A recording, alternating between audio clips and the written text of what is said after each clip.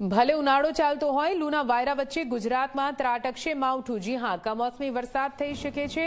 29મી માર્ચથી 1 એપ્રિલ દરમિયાન માવઠું પડવાની આગાહી કરવામાં આવી। અડધો ઇંચ સુધી વરસાદ પડવાની હવામાનની આગાહી છે। વેસ્ટર્ન ડિસ્ટર્બન્સના કારણે ગુજરાતમાં માવઠું ત્રાટકશે। 30મી માર્ચે કચ્છ અને પાટણમાં માવઠું પડવાની આગાહી છે। 30મી માર્ચે બનાસકાંઠા અને મહેસાણામાં પણ પડી શકે છે માવઠું। 31મી માર્ચે સુરેન્દ્રનગર, અમદાવાદ અને કચ્છમાં માવઠું પડશે। 31મી માર્ચે મહેસાણા અને આસપાસના વિસ્તાર જેમ કે પાટણ, બનાસકાંઠામાં પણ માવઠું થઈ શકે। 31મી માર્ચે સાબરકાંઠા, વડોદરા, ભરૂચમાં પણ થઈ શકે છે માવઠું।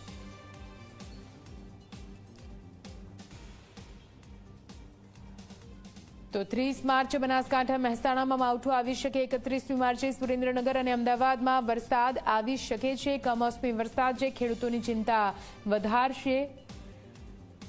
સાથે 31મી માર્ચે સાબરકાંઠા અને વડોદરામાં પણ વરસાદ પડવાની આગાહી હવામાન વિભાગ દ્વારા કરવામાં આવી છે। ભરૂચ, આણંદ અને પંચમહાલમાં પણ 31મી માર્ચે વરસાદ પડી શકે છે। આ કમોસમી વરસાદ જે લોકોની ચિંતા વધારશે, સાથે રોગચાળો પણ વકરી શકે છે। 1 એપ્રિલે પણ વરસાદની આગાહી છે।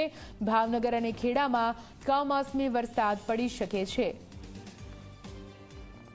1 એપ્રિલે આણંદ અને નર્મદા તેમજ છોટાઉદેપુરમાં પણ માવઠું થવાની શક્યતા વ્યક્ત કરવામાં આવી છે। આ સાથે 1 એપ્રિલે દાહોદ, પંચમહાલ અને મહીસાગર જિલ્લામાં પણ વરસાદ પડી શકે છે।